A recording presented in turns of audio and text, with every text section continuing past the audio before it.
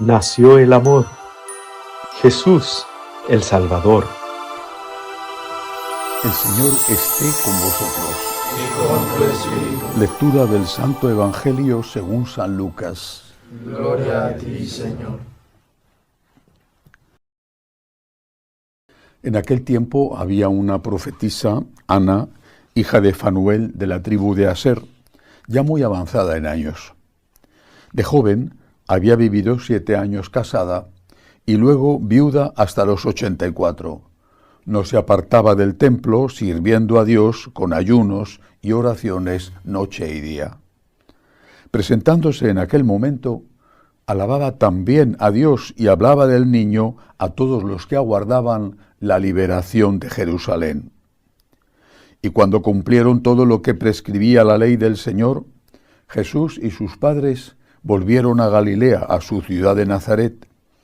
El niño, por su parte, iba creciendo y robusteciéndose, lleno de sabiduría, y la gracia de Dios estaba con él. Palabra del Señor. Gloria a ti, Señor Jesús. Este fragmento del Evangelio de San Lucas nos presenta a otro de los personajes que intervinieron en aquellos primeros pasos en la vida, en la tierra de nuestro Señor.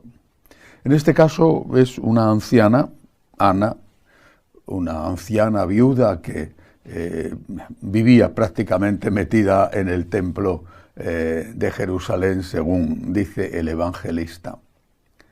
Y lo más significativo de este pequeño fragmento del Evangelio es lo que esta señora mayor, piadosa, decía a toda la gente después de haber visto al niño Jesús.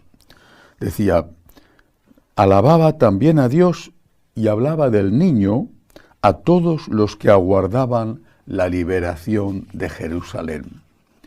Probablemente esa liberación que aguardaban la inmensa mayoría de los judíos era una liberación política. Israel era una pequeña parte del Imperio Romano. Y el imperio se hacía sentir, por ejemplo, con los impuestos. Aunque siempre Roma fue muy respetuosa con los cultos religiosos de las zonas que había conquistado para no hacer que la población se levantara contra esa dominación extranjera, sin embargo, al fin era una dominación. Cerca del templo estaba el cuartel romano, el pretorio, donde años más tarde llevarían al mismo niño Jesús delante de Pilato, ya hecho un hombre. Muchísima gente quería la independencia, no todos, pero sí muchísima gente en Israel quería la independencia, quería la liberación. Pero ¿de qué liberación estamos hablando cuando nos referimos a Jesús? ¿Una liberación política? Yo creo que esto es lo que nos invita a meditar el Evangelio de hoy.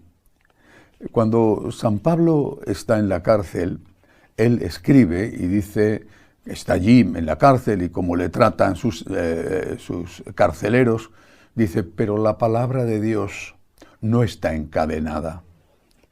Es decir, hay una liberación externa, por ejemplo, la libertad que puede tener una persona en un país para profesar su fe, o para elegir a sus representantes públicos, o para circular sin miedo por la calle a ciertas horas. Hay una libertad externa y hay una libertad interna. Y esa es muchas veces más difícil de conseguir que la externa. Hay una libertad externa que a veces no se tiene. Pienso en los encarcelados en Venezuela, entre ellos personas que de alguna manera conozco indirectamente y que están encarcelados simplemente porque el día de las manifestaciones reclamando que se reconocieran los resultados de las elecciones, los atraparon en la calle sin venir a cuento y los metieron en la cárcel y ahí llevan meses encerrados. Esa liberación hace falta Hace falta la libertad que no tenemos o que no tienen algunos para poder hablar, para poder manifestar sus opiniones, para poder votar, para poder vivir. Hace falta esa liberación. Pero la palabra de Dios no está encadenada. Y eso nos lleva a lo más profundo de la libertad. Si se vive y se muere a veces por la libertad de un pueblo, creo que todas las naciones tienen sus héroes, a los cuales más tarde, algunos de ellos por lo menos, les han dedicado calles, plazas e incluso monumentos. Y eso tiene su mérito, porque han dado la vida por su patria. Pero no damos la misma importancia a la conquista de la libertad interior, de la libertad personal, de esa libertad que jamás nadie podrá encadenar. Nadie te podrá privar de ella. La libertad que tenían los mártires cuando estaban en la cárcel e iban a ser arrojados a los leones en el Coliseo.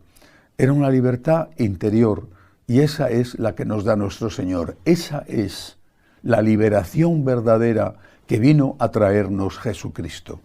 Algunos aspectos de esta libertad interior. El control sobre las pasiones. Los instintos no son malos. Los instintos han sido creados por Dios y están puestos en la naturaleza humana por nuestro bien. Habríamos dejado de existir si no tuviéramos el instinto de supervivencia. O el instinto sexual. La especie habría desaparecido. O el instinto que nos hace temer determinados peligros. El instinto, como todo lo que Dios ha creado, no es malo. El instinto tiene que ser controlado. Esta es la cuestión. Y este control del instinto, este control exige ascética, esfuerzo, sacrificio. Y también exige humildad, la humildad de volver a empezar, la humildad de poder de pedir perdón. Exige estar ahí una y otra vez, aunque el instinto o el carácter a veces no seas capaz de controlarlo y se desboque como un excelente caballo que en un momento dado su jinete pierde el control sobre él. El control del instinto o el control del carácter, pues es una cuestión que dura toda la vida. Y es nuestro Señor el que nos permite alcanzar la verdadera libertad, que es la capacidad de decir no en algunos momentos en que hay que decir que no a ese instinto, que en sí, pues no es malo, pero que en cambio, dejándose llevar por él en ese momento determinado, pues eso resulta dañino para nosotros y posiblemente también para los que nos rodean. Hay que hacer un esfuerzo, hay que colaborar con la gracia. Nosotros solos no podemos. Era una de las antiguas herejías, la de Pelagio, que hablaba de que con la fuerza de voluntad el hombre podía conseguir lo que deseara. Era una herejía y así enseguida lo condenó la Iglesia. Necesitamos la gracia de Dios, pero tenemos que colaborar con la gracia.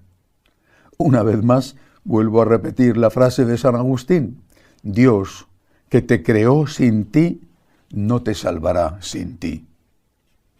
La salvación no es algo que se nos da al margen de nosotros mismos. No es algo que se nos da sin que nosotros hagamos nada para recibirla o para mantenerla, el estado de gracia. Dios que te creó sin ti no te salvará sin ti. Es necesario que tú colabores con la gracia de Dios. Sin la gracia no puedes hacer el bien, ni siquiera desear el bien. Sin la gracia no puedes conseguir la libertad, no puedes controlar tus instintos. Pero la gracia necesita la colaboración del hombre.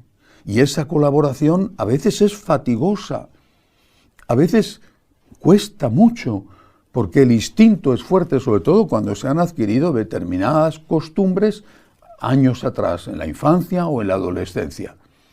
Bueno, pues hace falta esa ascética, ese control, volver a empezar una y otra vez, solicitar humildemente perdón, porque Dios es rico en misericordia. Levantarte cada vez que caes y no rendirte nunca. Pidámosle a nuestro Señor, el Salvador, que limpia nuestros pecados, que sea también nuestro libertador, que nos ayuda a controlar aquello, a evitar aquello que nos haría separarnos de Él. Que así sea.